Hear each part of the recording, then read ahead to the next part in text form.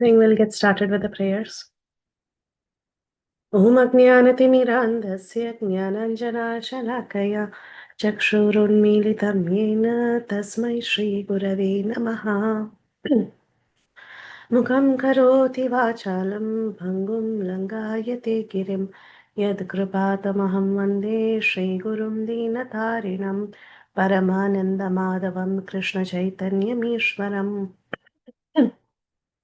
नमा ॐ विष्णुपादाय कृष्णप्रेष्ठाय भूतले श्रीमते भक्तिवेदान्त स्वामिन्निति नामिने नमस्ते सारस्वती देवे गौरवाणी प्रचारिणे निर्विशेषा शून्यवादी पाश्चात्यदेशतारिणे जय श्रीकृष्ण चैतन्य प्रभु Nityanand Shri Advaita Gadadhar श्रीवासादि गौरभक्तवृन्दा Hare Krishna, Krishna Krishna, Hare Hare, Hare Rama, Rama Rama, Hare Hare.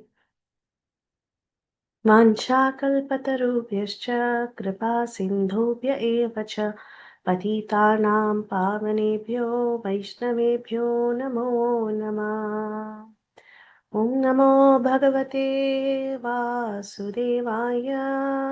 Om Namo Bhagavate Vasudevaya.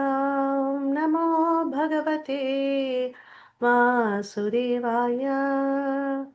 Narayanam Namaskritya Naram Chaiva Narottamam Devim Saraswatim Vyasam Tato Jayam Mudirayet नष्टप्रायेषु अभद्रेषु नित्यं भागवत सेवया भगवती उत्तमश्लोके भक्तिर्भवति नैष्टकी कृष्णाय वासुदेवाय देवकीनन्दनाय च नन्दगोपकुमाराय गोविन्दाय नमो नमः. We are in the 14th chapter, and the 14th chapter is titled The Disappearance of Lord Krishna. So the chapter begins with Arjun, who had been to Dwaraka for a very long time, did not return. And hence Yudhishthir Maharaj was very concerned, and not only that, he began to observe some inauspicious omens. He saw that there were some disruptions in the seasons. People in general had a different attitude. They became very greedy, they were angry, they were deceitful. The entire society became polluted with cheating, and people in general started quarreling a lot. So, seeing all this, Yudhishthir Maharaj, he calls his younger brother Bhimasen, and he tells Bhimasen that I sent Arjun to Dwaraka to meet his friends Sri Krishna and others, but it has been 7 months since he has gone and he has not yet returned. So I really don't know what is happening there. And he suspects, he tells his brother, is the Lord really going to quit his earthly pastimes, as Devarshi Narad had already indicated? And he also got a little hint from what Vidura did. Vidura did not speak to him about the well being of the Supreme Lord. So he thought, oh, maybe the Supreme Lord has left us. And he also talks about other omens that he is able to see. Not only is he able to see celestial influences, changes in the seasons, etc., he was able to also see bad omens through his body. He said, the left side of my body, my thighs, my arms, and eyes are all quivering again and again, and I'm also having heart palpitations. So, these are some indications of something that is undesirable.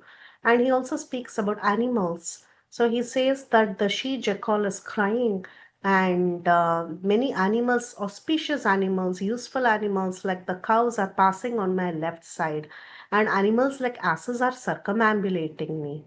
So, like this, he also speaks not only of animals, he continues to speak about birds.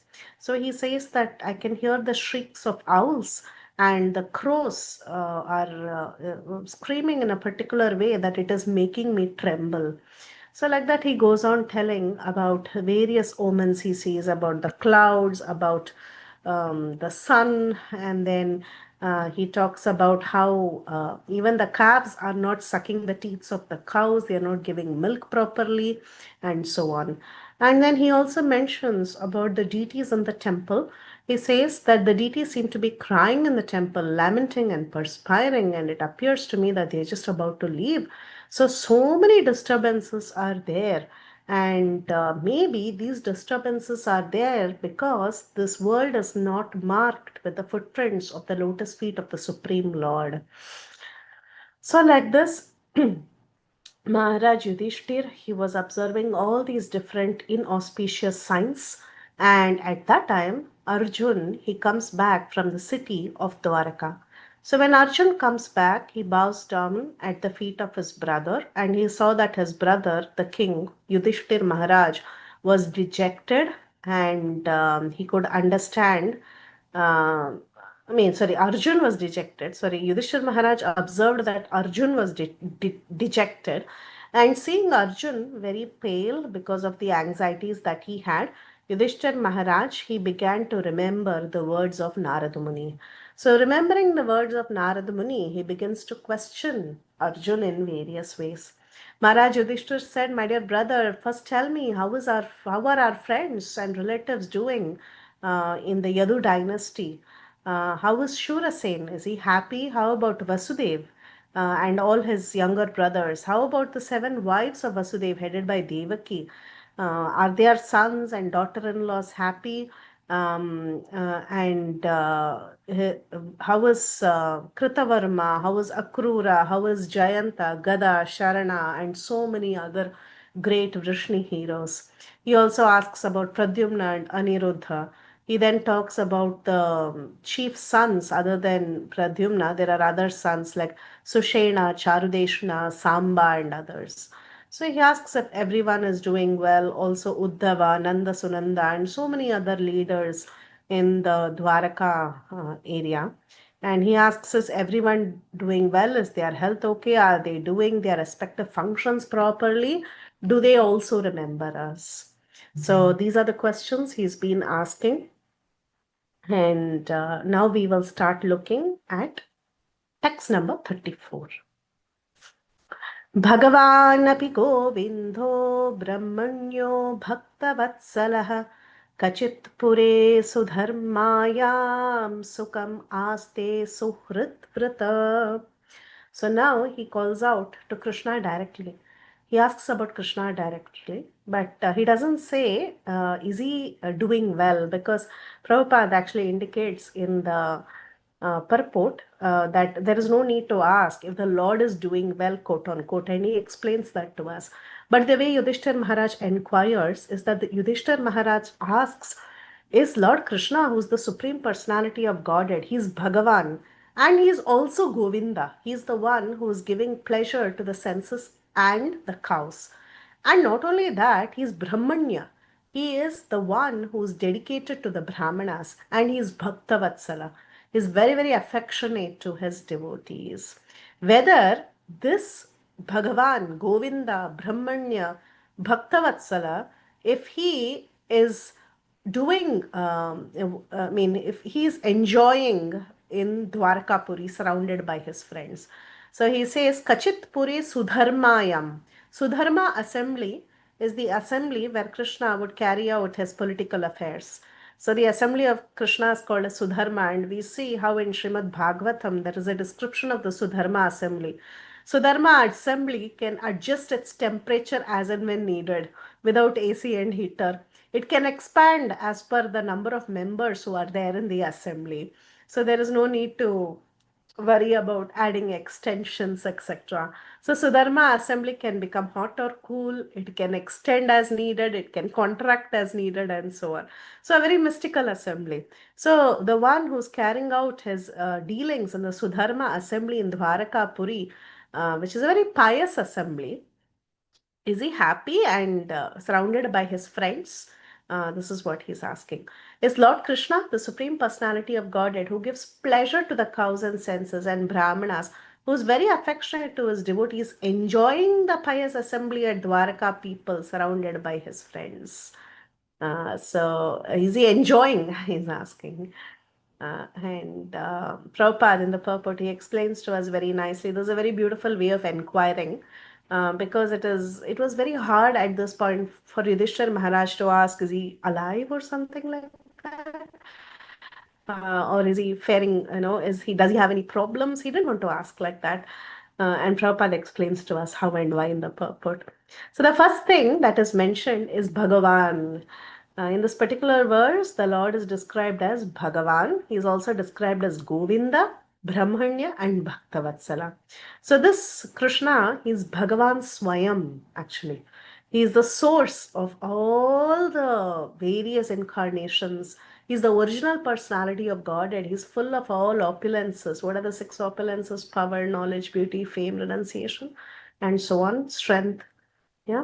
So he is the one who's the personality who's full with all these opulences, and there is nobody greater than him. So that's why he's called as Bhagavan. And we also see in Srimad Bhagavatam how Krishnastu Bhagavan Swayam. And we have also gone through that in great detail in the third chapter. Now, Krishna is Bhagwan. He's also Govinda because he gives pleasure to the cows and the senses. And those who have purified their senses by devotional service of the Lord, they can render service, real service unto Him, and derive pleasure out of such purified senses. So he's Govinda because we devotees, we can purify our senses by rendering devotional service unto the Lord. And then, with purified senses, when we offer devotional service, we offer real service to the Lord. And we derive transcendental pleasure out of such purified senses that are offering pure devotion. How beautiful. So, first and foremost thing, we all have senses, and our senses are contaminated. But then, with these contaminated senses, as we offer devotional service, what happens? Our senses get purified. Then, with that purified senses, we can offer real devotional service unto Him. When we offer that real devotional devotional service unto Him, we derive transcendental pleasure out of the purified senses. We no more have material pleasure, rather we have transcendental pleasure. So this is the power of Govinda. This is the power of the Lord who can purify everybody. Such a beautiful way to purify the senses. All that you have to do is you have to engage in the service of Govinda. As we engage in the service of Govinda, automatically our senses get purified. When our senses get purified, we can experience what true transcendental pleasure is. Prabhupada says, only impure conditioned living entities do not derive any pleasure from the senses. They don't derive this transcendental pleasure. Why? Because they are illusioned. They are illusioned by what? They are illusioned by all the false pleasure of the senses, and we have become servants of these senses. That is our condition. And however, if we want to purify everything, we need the protection of the Lord. We need to be engaged in the service of the Lord. And this Lord, He is not only the purifier of the senses, He is not only Govinda, He is not only Bhagavan, He is also the one who gives protection to the Brahminical culture. He is the protector of the cows and the Brahmanas. Namo Brahmanya Devaya Go Brahmana Hitaya Cha Jagaditaya Krishnaya Govindaya Namo Namaha. We offer this prayer every day when we offer Bhoga. So this is Krishna. Namo Brahmanya Devaya Go Brahmana Hitaya Cha. He is Go and Brahmana Hita. He's a well-wisher of both Go and Brahmanas. And he is Brahmanya Deva. He's the Supreme Personality of Godhead who is the Lord of both the cows and the Brahminical culture. So, He's taking care of all the devotees. And when there is a society where the cows are not treated properly and the Brahmins are not treated properly, then there is going to be a big problem in the society. Because both the cows and the Brahmins are very, very dear to Krishna. They are under the direct protection of the Lord. So, without cow protection and Brahminical culture, the human society will actually collapse. Because Brahmins are very important, the Brahminical culture, simply because the dormant qualities of goodness, which is truthfulness, equanimity, self control, simplicity, transcendental knowledge, faith in Vedic wisdom, all this can be seen in the Brahmanas who are in the mode of goodness. So, therefore, Krishna says that the Brahmins and the cows are extremely dear to him. Hmm? So, this is how Krishna is described. He is described as Bhagavan. He is described as Go Brahmana Hitayacha, which means he is described as Govinda as well as Brahmanya.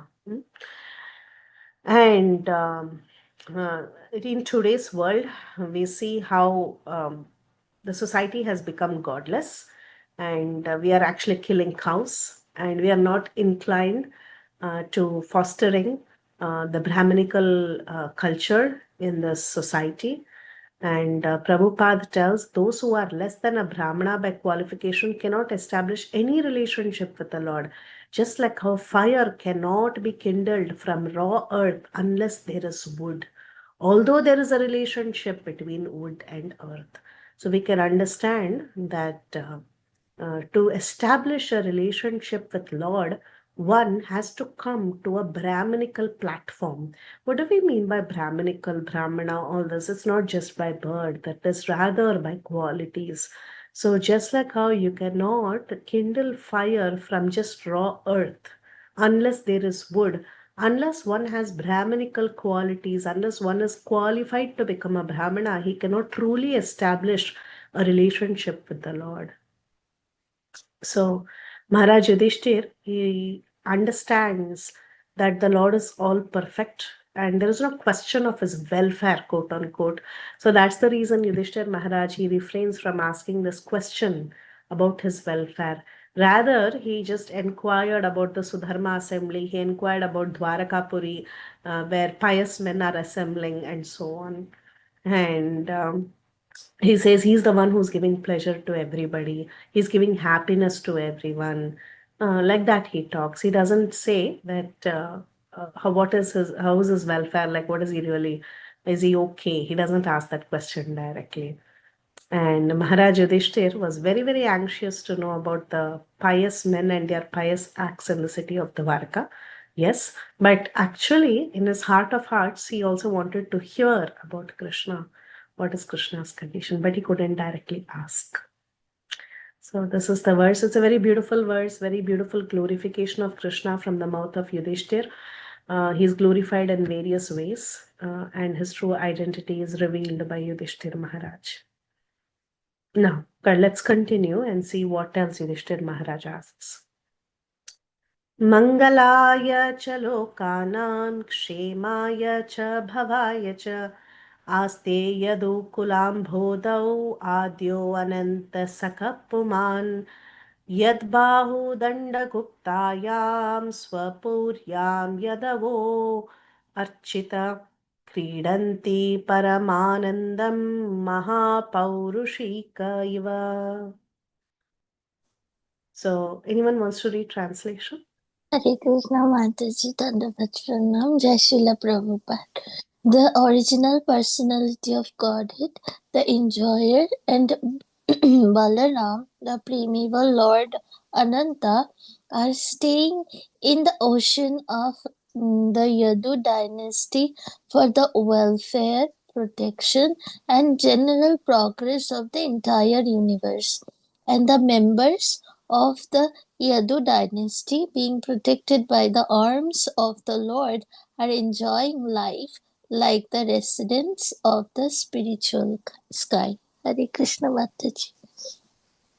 Thank you so much. So, our Yudhishthir Maharaj is continuing to glorify. He glorified the position of Krishna, he glorified the Sudharma assembly and the pious people who are a part of the Sudharma assembly. And now he continues to talk about the Supreme Lord. He gives two comparisons. One is he calls Dwaraka to be like a huge ocean, the ocean of the Yadu dynasty, he says. And who's there in that ocean of the Yadu dynasty? There are two people, he says. One is the original personality of Godhead, the original enjoyer, and Ananta, that is Balarama. So two people are there and they are enjoying in the ocean of the Yadu dynasty. So the first comparison given is it's very similar to how Krishna is performing his enjoyable pastimes resting on Sesha, on Ananta Sesh, in the Kshira ocean. Huh? So in the ocean of milk, we have Lord Vishnu sleeping on Sesha and he's enjoying beautiful pastimes. So that comparison is drawn here. Similarly, we have Lord Krishna and Balarama, the two personalities, enjoying in this great ocean of the Yadu dynasty. That is one comparison. The second comparison, Swapuryam means in his Puram, in his abode, in his own city. He's enjoying nicely. And the other comparison given is the members of the Yadu dynasty are Mahapaurushikaha. That means they are resplendent Mahapurushas. Who are these? These people who are in the Yadu dynasty, they are enjoying life like the residents of the spiritual sky in Vaikunta. In Vaikunta, everybody is cared for and they're taken care of by the beautiful protection of the Supreme Lord in Vaikunta. And they are all deriving transcendental pleasure, Paramanandam. Similarly, here in Dwarkapuri also, the Yadus who are protected by the Bahu of the Supreme Lord, by the strong arms of the Supreme Lord, Bahudanda Guptayam, by his strong arms, they are enjoying life like the residents of the spiritual sky, which is Vaikuntha. So, two beautiful analogies is given by, or parallels you can say, is given by Yudhishthir Maharaj in this verse. And Prabhupada details on it. He says in the purport, as we have discussed many times, the Supreme Personality of Godhead, Vishnu, he resides within each and every universe in two capacities. What are the two capacities? Vishnu resides as Garbhodakshay Vishnu in the bottom of the universe, from whose navel Brahma appears, and Vishnu is also present as Kshirodakashayi Vishnu. Now, this Kshirodakashayi Vishnu, he has his own planet in the northern part of the universe where there is this great ocean of milk. And what is happening there? The Lord is residing on his bed of Ananta incarnation of Baladev. So Baladev has an incarnation, Ananta. And on top of Ananta, our Shirodakshayi Vishnu is reclining. And just like how Shirodakashayi Vishnu is reclining on Ananta in the ocean of milk, similarly, Yudhishthir Maharaj has compared the Yadu dynasty to the ocean of milk and Sri Balaram to Ananta, where Lord Krishna resides. He has compared the citizens of Dwaraka to the liberated inhabitants of Vaikuntha Loka, who are beyond this material sky. And so, like this, there is a beautiful description. You can imagine how glorious the residents of Dwaraka are in the presence of Sri Krishna. Prabhupada says, actually, beyond the spiritual sky, further than we can see with our own eyes, and beyond the sevenfold coverings of the universe, there is the causal ocean. And who lies in the causal ocean? Mahavishnu or Karanodakashayi Vishnu. He lies there. And in that causal ocean, so many universes are floating like footballs. Hmm? And beyond that is the Brahma Jyoti and then the spiritual planets. These spiritual planets, they're called as Vaikuntha planets. And these spiritual planets are much, much, much bigger than the biggest universe you can think of in the material world. And there are innumerable number of living entities who look just like Vishnu. These inhabitants in the spiritual world, they are called as Mahapaurushikas, or persons who are directly engaged in the service of the Lord. And how is their lifestyle? They are enjoying there without any misery, with perpetual youthfulness, full of bliss. They don't have any fear of birth, death, old age, or disease, or influence of Kala that is there in this material world. So Maharaj Yudhishthir was telling that the lifestyle of the people in the Yadu dynasty is as good as the people in the spiritual world. They are as good as the Mahapaurushikas of the Vaikuntha Loka because they are so happy in the presence of the Lord. So, like this, we see so many references are there about what it is like in the Vaikuntha. Like, for example, 15th chapter of Bhagavad Gita also Krishna explains Madhama, how the kingdom of God is. So the people in Yadu Vamsha, the ones who were staying with Krishna in the Yadu dynasty, they were also having a similar quality lifestyle because Krishna was personally present with them. So Yudhishthir Maharaj is talking about Krishna in various ways. And let's see what else he says. यत्पादशुश्रूषुण मुख्यकर्मणा सत्यादयो द्व्यष्टसहस्रयोषितः निर्जित्य सङ्ख्यत्रिदशांस्तदाशिषो हरन्ति वज्रायुधवल्लभोचिताः. Anyone wants to read translation? Hare Krishna. Hmm. Simply by administering comforts at the lotus feet of the Lord, which is the most important of all services, the queens at Dwarka, headed by Satyabhama, induced the Lord to conquer the demigods. Thus, the queens enjoy things which are prerogatives of the wives of the controller of thunderbolts. Yes, so Satya Adayaha, meaning Satya and the queens, Satyabhama and the queens. And they are able to, by their influence, even Tridashan means the denizens of heaven, the people who are enjoying in the heaven, even they are also subdued by the influence of Krishna, who was pleasing Satyabhama and the other queens. So these queens, they all that they wanted to do is they wanted to administer comforts at the lotus feet of the Lord.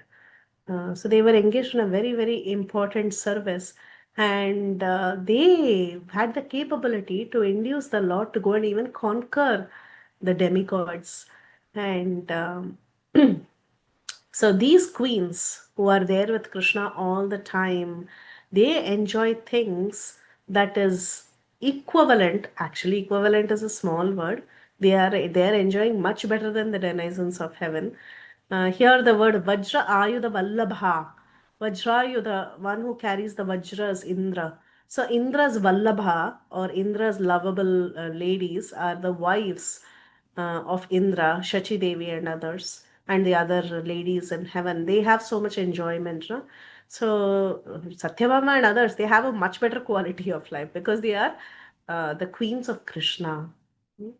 They are the queens of Krishna, and they are even able to conquer the demigods.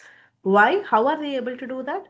They are able to do it because of the loving service that they are offering to the Supreme Lord. So, like this, Yudhishthir Maharaj is thinking of all the Dwarkavasis, how beautiful Dwarka is in the presence of Sri Krishna.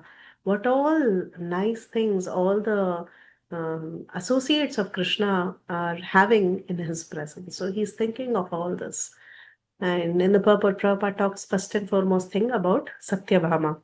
And we all know she is one of the principal queens of Krishna and Dwaraka.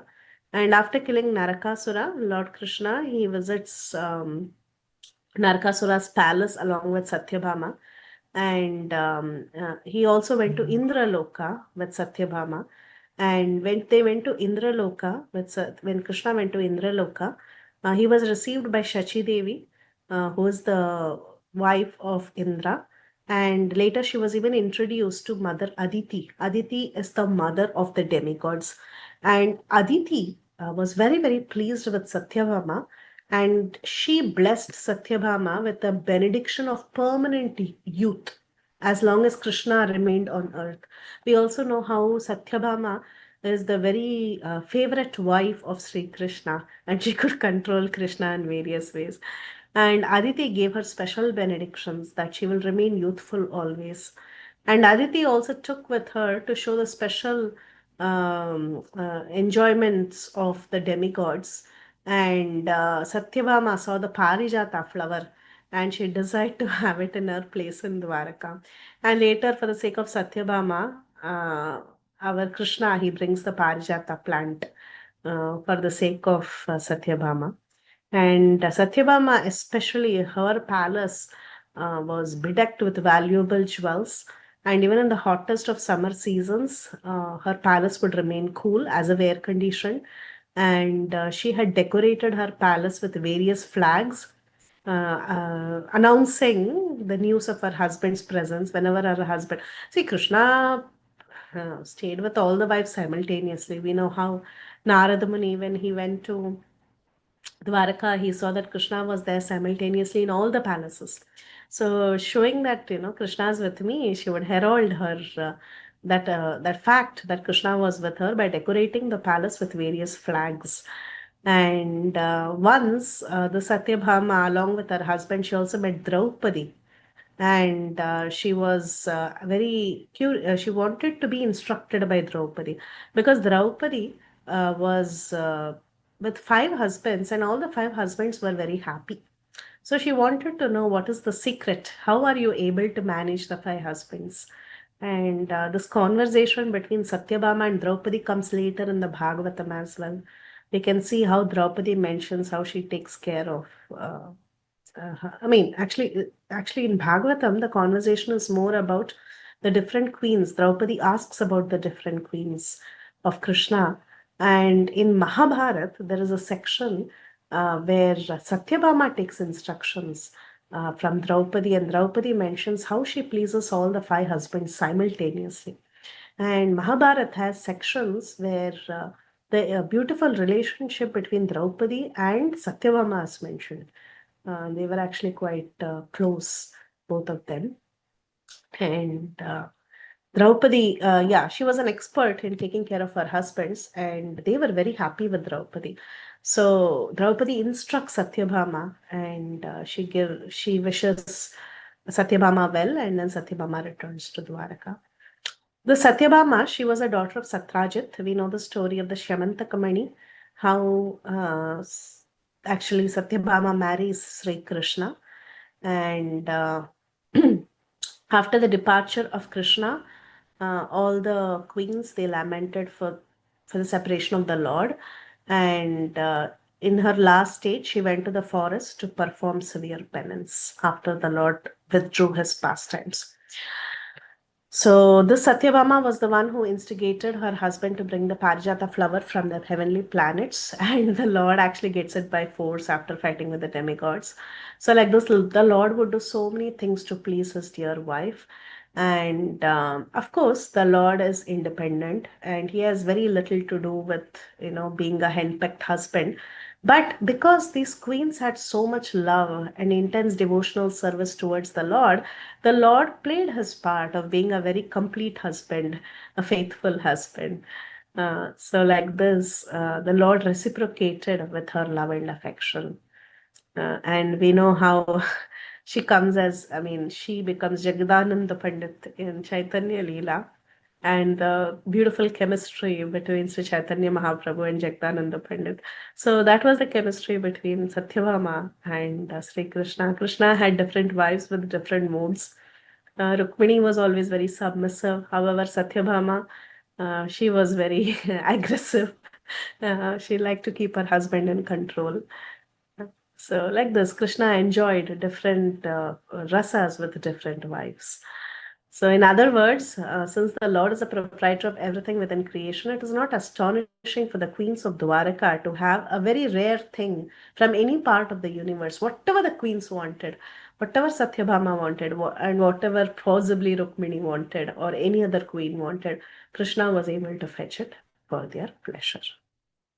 It's a beautiful verse that talks about Satyabhama and others. Though we say Rukmini is the chief wife, but mostly our acharyas they lean towards Satyabhama. Yeah. So let's continue. This is text 38. Yadbahudhandabhyuttayanu Yadu parivarahi akutobhayamuhu adikramanti agnibhir ahritambalat saptam sudharmam sura sattamochitam. Anyone for translation? Hare Krishna Hare Mataji. Krishna. Go ahead.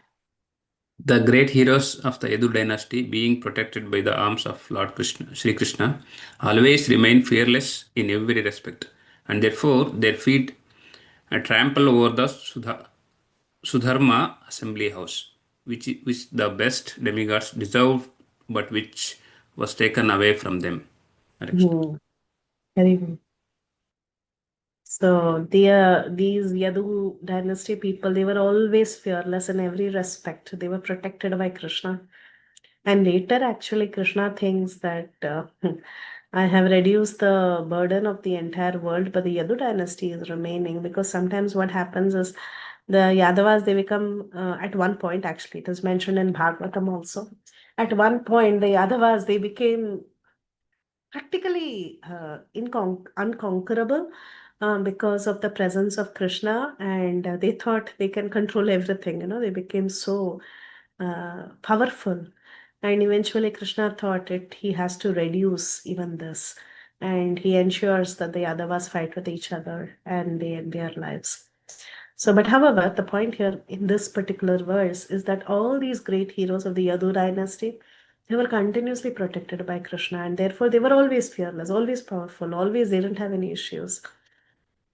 And the Sudharma assembly also was actually taken away from the demigods, just like how the Parijata was taken away, right? So their feet were trampling the Sudharma assembly, and after all, they deserved it the most. That is what this verse is telling. They deserve the Sudharma assembly the most. So Prabhupada, in the purport, he says, those who are serving the Lord directly and who are always the direct servitors of the Lord, they are always protected from all sorts of fearfulness. Not only are they protected from all sorts of fearfulness, they also enjoy the best of things, even if it is forcibly taken. So, Krishna is always partial to his pure devotees, is very affectionate towards towards them, and he'll do anything for his devotees. So, for the sake of his devotees, especially the Yadavas, he went to any extent to bring the best for them. And the city of Dwarka, it was flourishing, and it in fact was the best in the material world. And this assembly house is constructed according to the dignity of the particular state. In the heavenly planets, the state assembly house was called a Sudharma, and it was deserving all the dignity of the best demigods. Such a assembly hall that is so good was actually meant to be for Krishna. It is supposed to be for the best person, right? So during Krishna's time, all the members of the Yadu dynasty, they brought the celestial assembly into earth, and they placed it in Dwarka. And sometimes Krishna does this. Sometimes Krishna, for the sake of his pure devotees, he will bring things by force also, so that his devotees are happy. Um, so like this Krishna, he provided all sorts of comforts for the Yadu dynasty. And these people, they were protected and they were always fearless. So taking shelter of Krishna makes one fearless. But however, a forgetful conditioned soul is always fearful. A liberated soul is never fearful. So just like how a small child, Prabhupada says, becomes completely dependent on the mercy of his father, is never fearful of anyone. He's not fearful of anyone. When he knows that his father is going to protect him, a small child, you'll see, actually the fear that adults have is much more than the fear that a small child has. I've practically seen this. I mean, you all would have had this experience. When you were a child, you would do all sorts of things, climb trees, jump from heights, walk on ropes, do anything without fear. But as you age, I've practically seen that my fear component has increased so much. Because when you are small, you think someone else will surely protect you. It's all, any mischief is fine. It'll all be fine. I will not be hurt. There's always protection from the parent, or there's protection from a supervisor, whatever. But then once we start thinking that we are in control of everything as we age, that is when the fear is heavier, actually. It is so much heavier. Mm. Before, when I was a child, I remember I used to simply do all sorts of crazy things, even without thinking twice, running around, walking, jumping, doing everything. But now in this age, if you ask me to jump off a cliff, I'm going to be really scared, which I was not earlier. This is what happens. The more you're aware of your independence, the more fear kicks in. The truth is, we are not at all independent. Actually, we are always dependent on Krishna. Like Prahlad Maharaj, he was not fearful. Why? Whatever happened to him, whatever Hiranyakashipu did to him, he was never fearful. Why? Because he knew he had complete dependence on Krishna, and he knew Krishna will protect. It doesn't matter. You all have seen that movie where he says, this Prahlad movie had come, na? Narsimha. So that time he says, it's okay. So what? This is just the body. If I die, it's fine. If I die, also I go to Krishna. Otherwise, Krishna is going to protect. How does it matter? That kind of surrender and dependence a devotee should have. So Prabhupada says fearfulness is a sort of illusion for the living being when he is in slumber and forgetting his eternal relationship with the Lord. Since the living being is never to die by his constitution, we are always spirit soul, then what is the cause of fearfulness? Like Prahlad Maharaj asks, what is the cause of fearfulness? A person may be fearful of a tiger in a dream, but another man who's awake by his side doesn't see any tiger there. So the tiger is a myth for both of them, the person who's dreaming as well as a person who is awake, because actually there is no tiger, but the man forgetful of his awakened life is actually fearful, whereas a man who has not forgotten his position is not at all fearful. If you're seeing a tiger in the sleep, you're fearful. But once you're awake, are you going to be fearful of that tiger? No, because there is actually no tiger. Hmm? Like that, the members of the Yadu dynasty, they were fully awake of their service to the Lord. Therefore, there was no tiger for them to be afraid of at any point in time. So, how to be practically fearless? This purport Prabhupada is telling, be awake in the service to the Lord. If we are awake in the service to the Lord, if we understand our constitutional position, that heavy bodily identification is the cause of all trouble. That heavy independence of Krishna is the cause of all trouble. But if we understand, I am the servant of Krishna, I'm always dependent on him, I am spirit soul, which is very difficult, but which can be practiced. If we are awake of our position, if we are awake of our service to the Lord, then there is no tiger to be afraid of. Even if there was a real tiger, the Lord would protect them. And this we see in the story of Prahlad Maharaj, in the story of Gajendra. In so many stories throughout Srimad Bhagavatam, we have seen the Lord's protection. But still, that complete dependence and faith, I don't know when it will come. I'm praying someday it comes where I say I'm fearless. But a devotee should become fearless. That is what the gist of this purport is.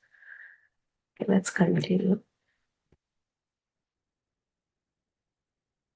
कचित्ते अनामयं तथा भ्रष्टतेजा विभासि मे अलभमानो अवजानतः किं वा तात चित् रोष्टिता. Anyone for translation? Can I? Yes. Srila Prabhupada, my brother Arjuna, please tell me whether your health is all right. You appear to have lost your bodily luster. Is this due to others disrespecting and neglecting you because your long stay at Dwarka? Hare Krishna Mataji, thank you.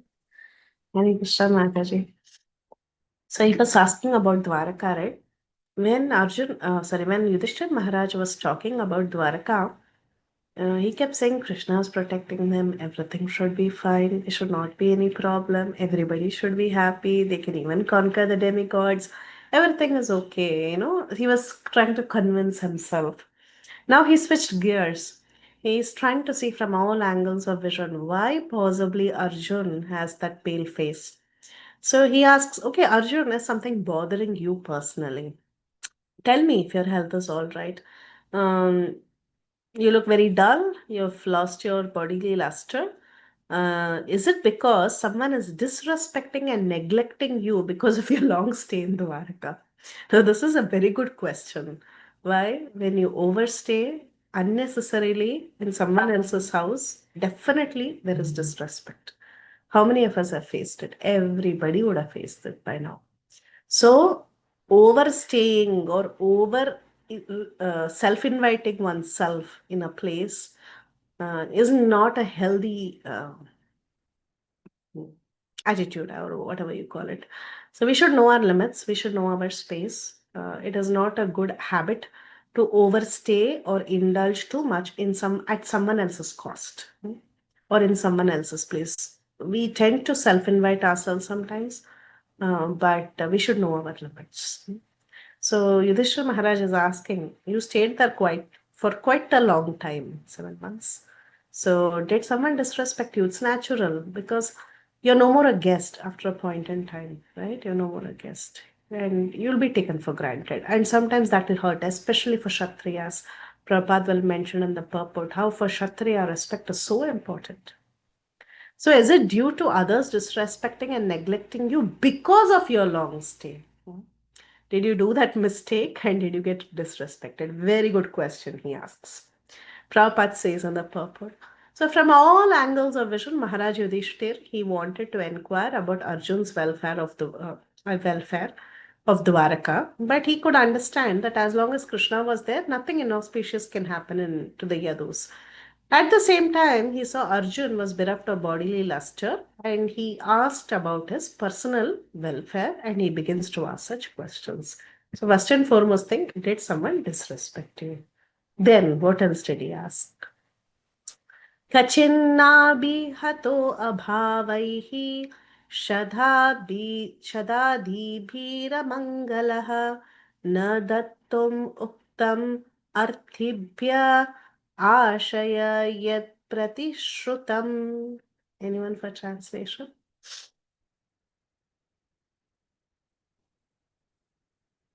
Hare Krishna Mataji. Anyone? Can you hear me, Mataji? Yeah, go ahead. Yes, Mataji. Because there's sound disturbance, so I asked you whether can you hear me. Has someone addressed you with unfriendly words or threatened you? Could you not give charity to one who asked, or could not keep your promise to someone? So he asks, okay, did you stay too long and spoil your name? Did someone address you with unfriendly words? Did they say, they tell, take you for granted? Or did someone threaten you? Or maybe since a Kshatriya is supposed to give donation and he's supposed to be a rich man, at some point, maybe did you not give charity to someone who asks? See, it is Kshatriya dharma, and not only Kshatriyas, generally, other than the sannyasis and the brahmacharis, the grahasthas are generally uh, invested with the responsibility to maintain the other ashramas. Okay, and Arjun, especially being a Kshatriya and a Grihastha. He was a Kshatriya, meaning he is a king, he is rich, and he's also a Grihastha. He's supposed to maintain others. So if a Brahmin comes and asks for charity, a Kshatriya should give, right? And if a Kshatriya is not able to fulfill his duty, then he would obviously, he's not following his dharma properly, which can result in some regret. So he says, couldn't you, was there a situation where you could not give charity to someone who asked, or maybe you couldn't keep up your promise to someone? So Prabhupada, he talks a little bit about this. He says, a Kshatriya is generally a rich man and he is visited by people who are in need of money. And if they ask for a suitable donation, the possessor of wealth should give in charity to that person according to time, place, circumstance. This we have seen in Bhagavad Gita. What kind of charity is in the mode of goodness, passion, and ignorance. So, based on the correct time, place, circumstance, and the worthy person, a Kshatriya should give charity. And if he is not able to do so, he must feel very sorry. He must feel extremely bad about it. He should feel sorry for his discrepancy. Similarly, one should not fail to keep up his promise when he is ready to give in charity, like Bali Maharaj. Bali Maharaj, he said, I'm not going to withdraw my promise. This is a Brahmin who has come asking for charity when Vaman Dev had gone. He said, I have to keep up my word. The earth cannot bear the weight of a liar, he says. Hmm? So it is extremely important. If I have given my promise, I will give the charity. So when a person is not able to keep up his promise, obviously he's going to feel despondent. So he might become a subject of criticism. He might not be a suitable or a correct Kshatriya, a person who has proper Kshatriya values. So Yudhishthir Maharaj is asking Arjun, did something like that happen? Maybe you didn't keep up your promise, or maybe you didn't give charity. Or maybe someone threatened you, or they addressed you with bad words and they took you for granted because you overstayed. So let's see what else Yudhishthir. See, these are all possibilities. Yudhishthir Maharaj is asking all these, but finally he'll come to the point. Finally, he will say, did Krishna leave us? He doesn't want to ask that. He wants to ask various questions. Sometimes, when we don't want to hear a bad news, we think of all the other possibilities. Maybe this has happened, that has happened. When you think of the worst thing that could have happened, you want to keep it away from your thoughts, away from your speech, right? That's not the thing you want to address because you don't want it to happen in the heart of hearts.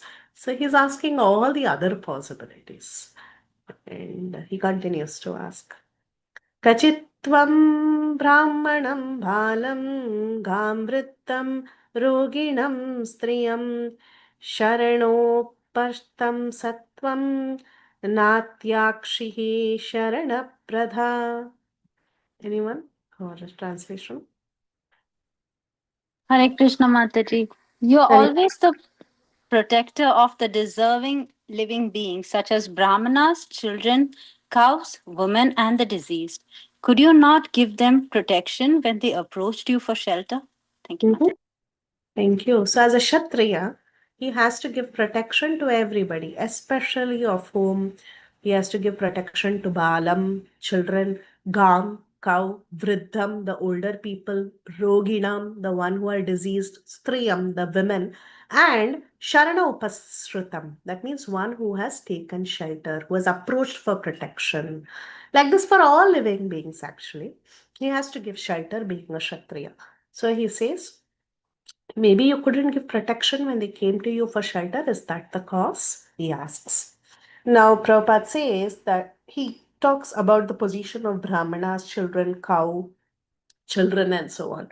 He says the Brahmanas, they are always engaged in reading Shastra, they are researching knowledge for the society's welfare, and they need protection. It's not that they can earn a living like the Vaishyas or something like that. They need protection and they have to be taken care of by the Kshatriyas and others.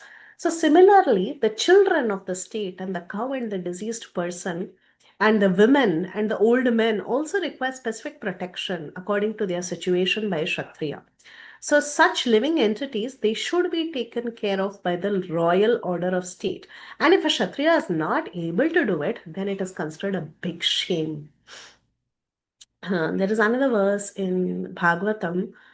It's just coming to my mind. Maybe someone can find or quote that verse about these people who should be protected by Kshatriya. The same thing, the same 5, 6 people as mentioned. One who has taken shelter, a Sharnagat, one who's fallen at one's feet, one who's a woman, one who's a child, one who's a diseased person or an old person.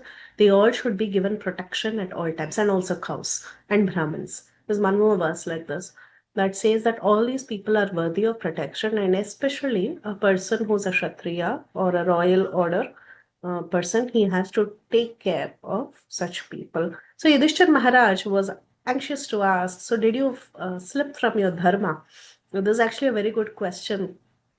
In those days, they say the greatest misgiving that a person can have is when he has not done his dharma properly. In those days, now misgivings can be in any form, but in those days, if someone was really despondent or upset about something, they would ask this question, oh, you didn't follow the dharma properly, you were not a proper Kshatriya, or you were not a proper Brahmana, did you slip from your duties? That would be the biggest setback. But today's setbacks are so different. I was thinking for myself as well. Some setbacks, I think, oh, these are the biggest setbacks in the world. Yeah, in those days, they would, if someone was very despondent or if someone was very dull, they would ask, oh, did you not do your duty properly? Like that. So he continues to ask other things. Kachit. See, always all these verses, they are kachit. They are starting with kachit. All the 3, 4 verses that we have been reading. Kachit means whether. So he's asking, he's brainstorming with Arjun. Did this happen? Did that happen? Like that. Kachitvam nagamo agamyam gamyam vasat striyam पराजितो वाथ भवान् नोतमैर्नासमैः पतिः. Have you contacted a woman of impeachable character? He asks. Or have you not properly treated a deserving woman? Or have you been defeated on the way by someone who's inferior or equal to you? So, asat Asatkritam striyaha. Here, Chakravarti Pad actually makes a comment. One way of understanding this is, have you contacted a woman of impeachable character or you have not treated her properly? I don't know, this is interesting. He says, have you contacted a woman uh, who has not clothed herself properly? Another reading of the same verse. It can mean that did you contact a woman who's not clothed properly? So he gives two meanings to this particular sentence. So basically, did you contact a woman with impeachable character? That's what it is. And or not treated a deserving woman. And Prabhupada throws a lot of light in this purport. He says that during the time of the Pandavas, free contact between man and woman was allowed in certain conditions only. What was that? These are some rules for marriage actually. Anulom and Pratilom, you all must be aware, of course, since you're all reading Bhagavatam, and this is described in Bhagavatam multiple times. Generally, a high caste man, like for example, a Brahmin or a Kshatriya, he can accept a woman who is of low caste or same caste. Okay, so if a Brahmin man can take a wife who's a Brahmin, he can also take a wife who's a Kshatriya or any other caste. But a man from a lower caste cannot contact a woman of higher caste. So we can give many examples for this. For example, we see how Kardama Prajapati, he married Devahuti. Kardama Prajapati was a Brahmana and Devahuti was a Kshatriya. So many sages, actually many sages have married women from the Kshatriya caste. Parashara Muni, Satyavati, right? Like that, you have hundreds and thousands of cases. Maybe even Vedavyas also you can give. You can give so many Maharishis who have married great Kshatriya princesses. Chavana Muni Sukanya, like that. So many, hundreds and thousands of examples. This is very common. And similarly, a Kshatriya sometimes marries a Vaishya. Like we know how this Parjanya, I think this comes in the ancestry of Krishna, Vasudeva and Nanda Maharaj. They had at one point they had a common ancestry. I think it was Parjanya who had two wives. One was a Kshatriya wife and the other was a Vaishya wife. And from that lineage came Nanda Maharaj. And from the other lineage came Vasudeva.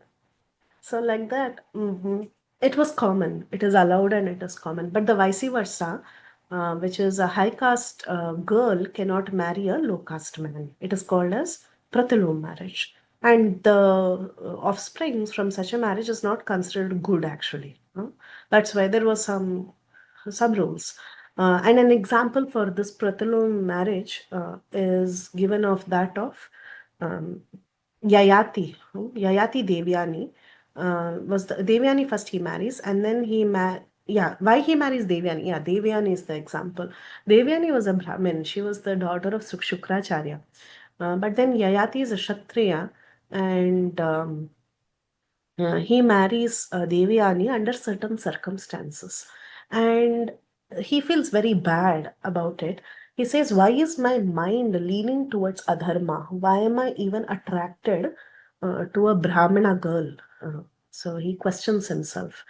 And later, of course, the understanding comes that this Devyani, she was cursed by Kacha, saying that she would not be able to marry a Brahmin at all. So her husband would be a Kshatriya. And then it gets resolved and then they get married. So, like that, there are some cases where Pratilom marriage has also happened. But generally, Prabhupada writes, the wife of a Brahmana is considered as one of the 7 mothers. So, a wife of a Brahmana is worshipable by Kshatriyas. They would not want to contact a Brahmin woman generally. So, who are the 7 mothers? One's own mother, the wife of the spiritual master or a teacher, the wife of a Brahmana, the wife of a king, cow, the nurse, and earth. These are the 7 mothers. So, such contact between man and woman is generally classified into 2 types. One is Uttama, the other is Adhama. Adhama means low, Uttama means high. So, the contact of a Brahmin with a Kshatriya woman is Uttama, but the contact of a Kshatriya with a Brahmin woman is Adhama, and it is condemned. A woman approaching a man for contact cannot be refused by a Kshatriya. Okay, so if a woman herself goes and approaches a man, she cannot be refused. Like this case comes in the case of Sharmishta and Yayati. Sharmishta herself goes and approaches Yayati, and Yayati cannot say no. That is Kshatriya Dharma again. Okay, so a woman approaching a man for contact should never be refused. But at the same time, the discretion as above mentioned should also be considered. Bhima, for example, he was approached by Hidimbi from a community lower than the Shudras. And Yayati refused to marry the daughter of Shukracharya because Shukracharya was a Brahmana. Of course, later he marries. First he reasons out, but later he marries. Vyasadeva, who's a Brahmin, he was called to beget Pandu and called to beget Pandu and Dhritarashtra through the queens of Vichitravirya, na? Through the queens of Vichitravirya, yeah. Similarly, Satyavati, who belonged to the family of fishermen, she contacted Parashara, who was a great Brahmin, and through Satyavati, Vyasadeva was born. So, like that, there are various examples, but it should be carried out under regulative principles and social rules and regulations. Otherwise, Varna Sankara can possibly happen, especially if it is a Pratulum contact, the offspring is considered Varna Sankara according to Shastra. So it is abominable for Kshatriya. This is one thing about the marriage. So that's why he has to really contact a woman who was no, and did you have a wrong contact? That is one thing he asks. Or did you contact a woman of impeachable character? That is also a good question to ask. I mean, he's asking in various angles. And the other question that he asks in the same verse is he asks, were you defeated by someone who's inferior or equal to you? So generally defeat is accepted when someone is stronger than us. For example, Bhishma Dev was far superior to Arjun, and in terms of his age, in terms of his respect and strength. So Arjun can tolerate being defeated by Bhishma Dev. But between Karna and Arjun, it is almost an equal match. So that's when, if at all Arjun was defeated by Karna, it would be a great insult. So Krishna helped defeating Karna through even crooked means to protect his dear friend. So such things can happen between Kshatriyas. And Yudhishthir Maharaj was inquiring whether such an undesirable defeat had happened, where a lower person had defeated Arjun. So like that, he asks 2 questions in this particular purport. I'll continue the next one. It's just a series of questions. So he says, Api swit parya bhungthastvam sambhojyan vritta balakan Jugupsitam karma kinchit Kritavana yat akshamam. Have you taken care of old men and boys who deserve to dine with you? Have you left them and taken your meals alone? Have you committed some unpardonable mistake which is considered to be abominable? He asks. This is again very beautiful. In those days, when anyone would cook and eat, the first thing they were told to do is to go to the door and call out 3 times. Is anyone hungry? Is anyone hungry? Is anyone hungry? Anyone wants to eat? And if there is nobody, then the master and the wife can take the prasadam. But if there is somebody, their first duty is to feed them. Right? This was our ancient culture. But today, even if you go to the door and shout, nobody will even look at you. Nobody is bothered, and nobody does it either today. So he says, did you dine? He asks, very good question. Did you not take care of old men and boys? Or did you not feed the children and old members and the invalid people? And did you take your meals all alone? 99% of us are taking meals all alone only. But here he's asking Arjun, uh, did you not go to the road and call 3 times if someone is hungry? Prabhupada also says that he is required to call for a hungry person 3 times on the road. The neglect of this prescribed duty of a householder, especially in the matter of old men and children, is unpardonable. One will not be forgiven if the old and the children are not fed first. Yeah. So this is what Yudhishthir Maharaj is asking Arjun. So did he not take care of them?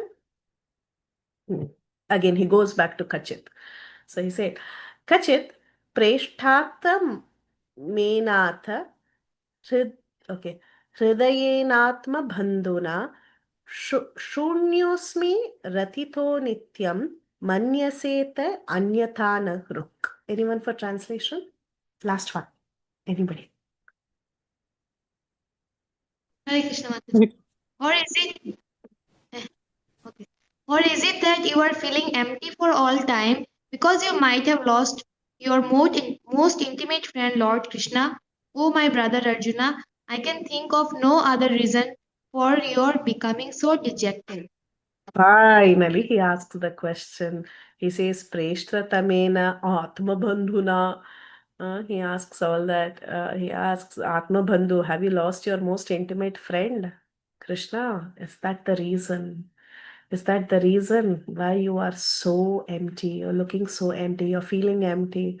Oh, my dear brother Arjun, I cannot think of any other reason. He knows from the beginning this is the question he wants to ask, but he didn't want to ask because he didn't want the answer yes. So, but then finally, after asking all this, Arjun is now by now he's like so annoyed because he knows none of these are the reasons, but he's not even able to speak because he's all choked up. But now, finally, Yudhishthir Maharaj spills it. He says, so is it that you have lost your most intimate friend? Did you lose Lord Krishna, your Atma Bandhu? Is he not there? He asks that. And he says, actually, I can't think of any other reason. I know this is the reason, but I was hoping something else would have been the reason. So, Prabhupada, he says in the purport, all the inquisitiveness of Maharaj Yudhishthir about the world situation was already conjured by Maharaj Yudhishthir on the basis of Krishna's disappearance from the vision of the world, and this was now disclosed by him because of the acute dejection of Arjun, which could have not been possible otherwise. Arjun was so dejected. It was not any ordinary dejection. Actually, Yudhishthir could understand, but now he had to ask it openly. So, even though he was doubtful about it, he was obliged now to inquire frankly from Arjun on the basis of Narada's indication. Finally, he asks the question. So this completes 14th chapter of Srimad Bhagavatam, the disappearance of Lord Sri Krishna. We'll have some questions or discussion or additions, quotes, whatever, and we can end today's session. I won't start the next chapter. Anybody? Any thoughts, questions? Hare Krishna Mataji. Haribo. I was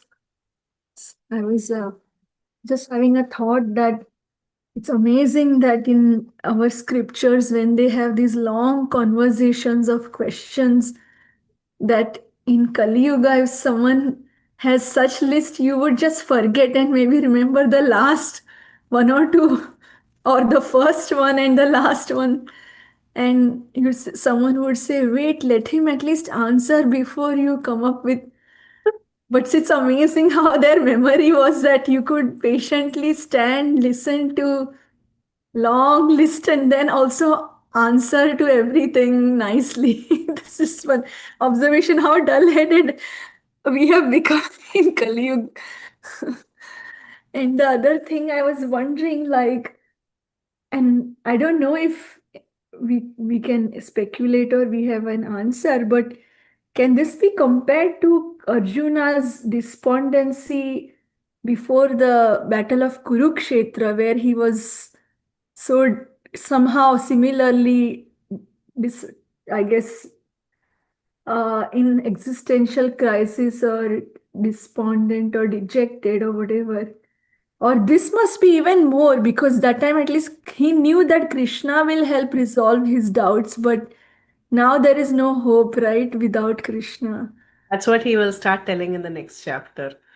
How Krishna was there with him in every situation, in every crisis. Krishna was there, and now even Krishna is not there.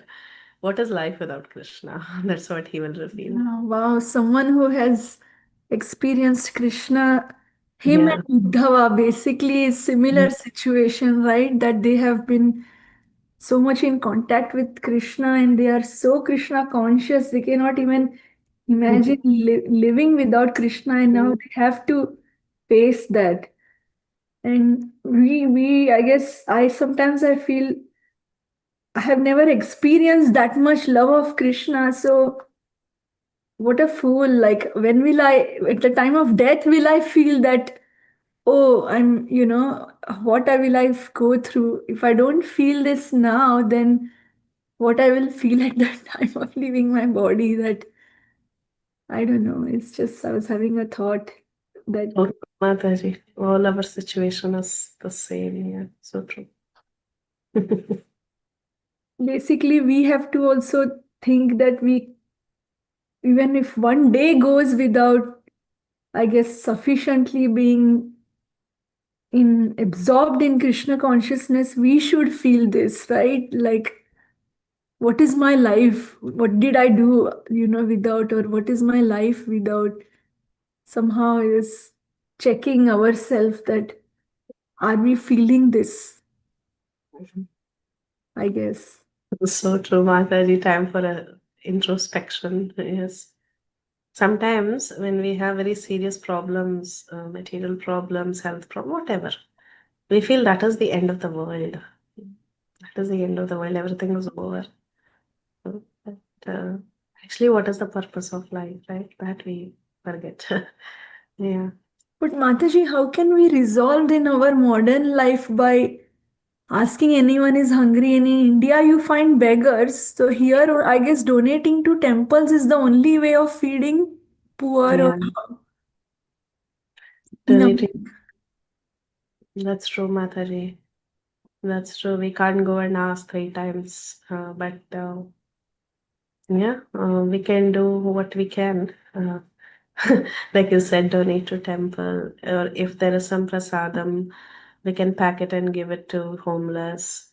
We can do bhuta yajna, which means like when we have some extra rice or whatever, we can just leave it outside for the squirrels or some ants. That is all we can do. That is the minimum. Very very simple basic things we can do. Yeah. okay, Yeah. okay, Mataji. Mm. Thank you. If there is some forested area, just put some extra prasadam. Mm. Okay, thank you, Mataji. Very good. Yes. Parampavani Mataji. Mataji, in India, in my home, it's like lots of trees and many birds comes in, Mm. like throughout the day. So my parents, what they do, they keep Mahaprasadam little bit like mixed with biscuit or something like that, and water, and they eat. Sometimes there are cows. Gomata comes. Gomata, yeah. That's a They new thing. they feed the Gomata and sabji, and sometimes like this that. But in United States, it's very difficult to do all these. That's so true, Mataji. Yeah. And actually, sometimes we don't even see ants. What to talk of bigger living entities. Yeah.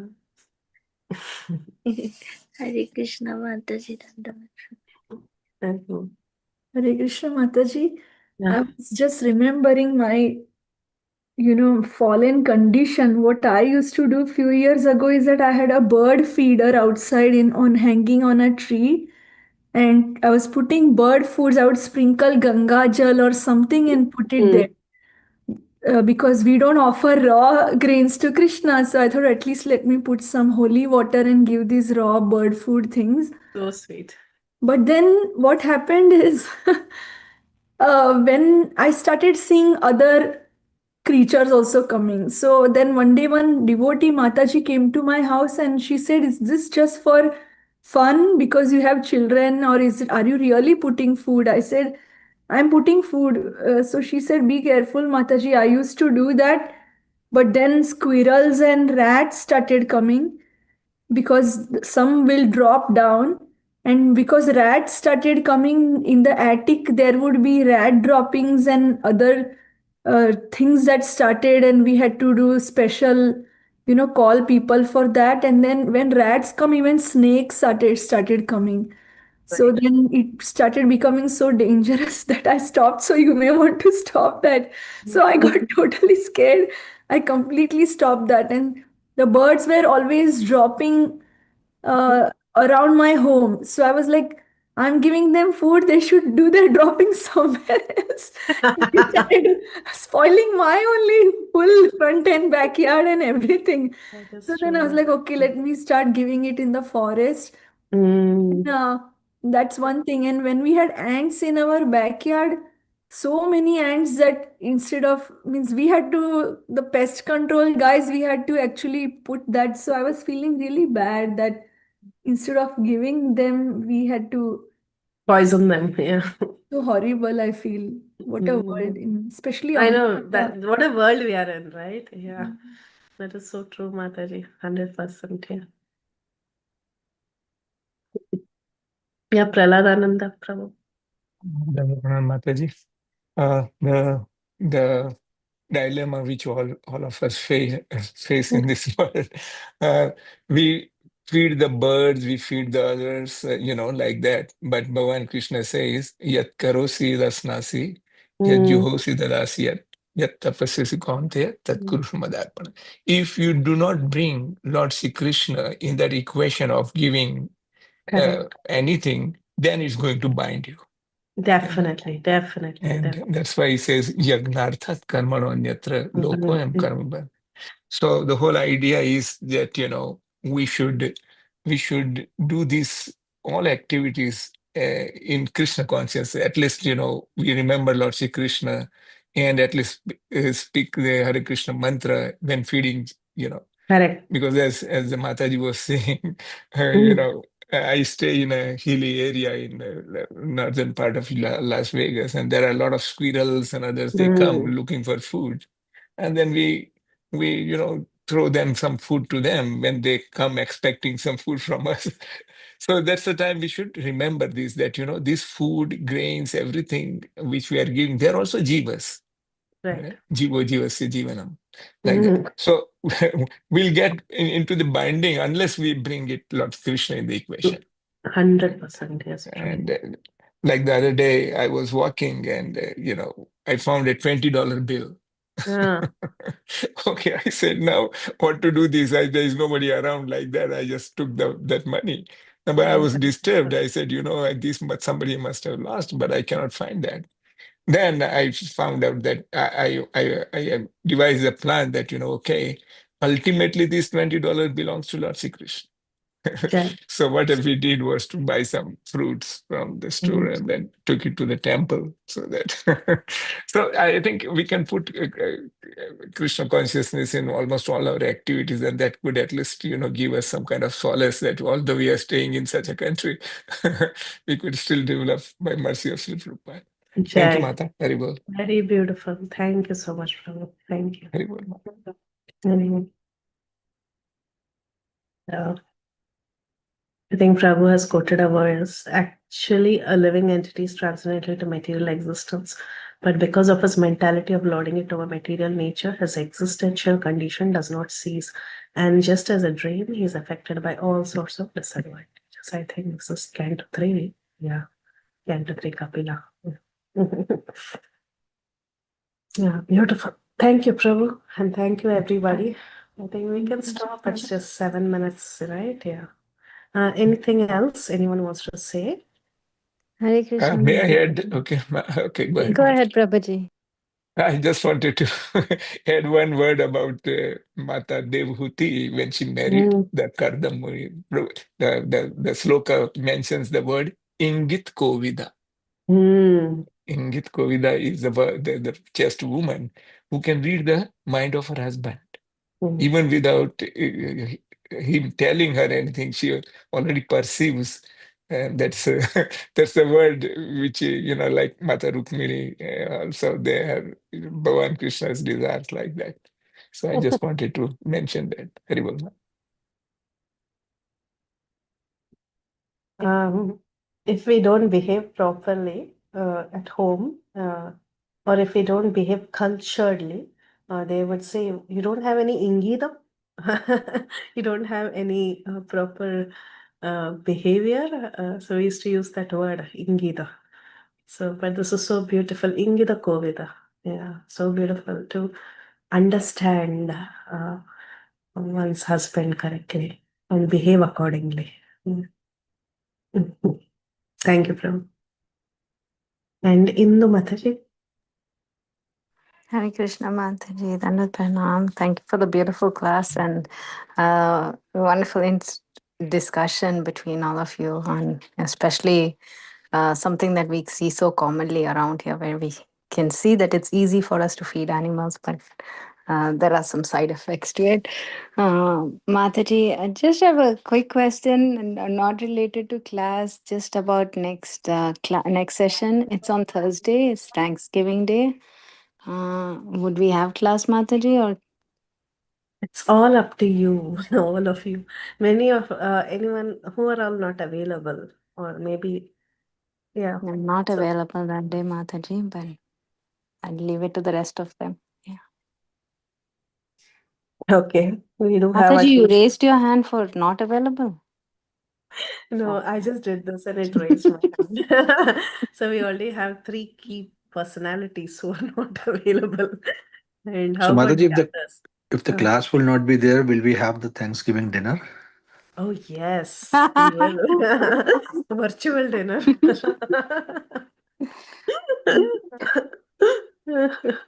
So anybody else? I think the rest of them are very excited about the class.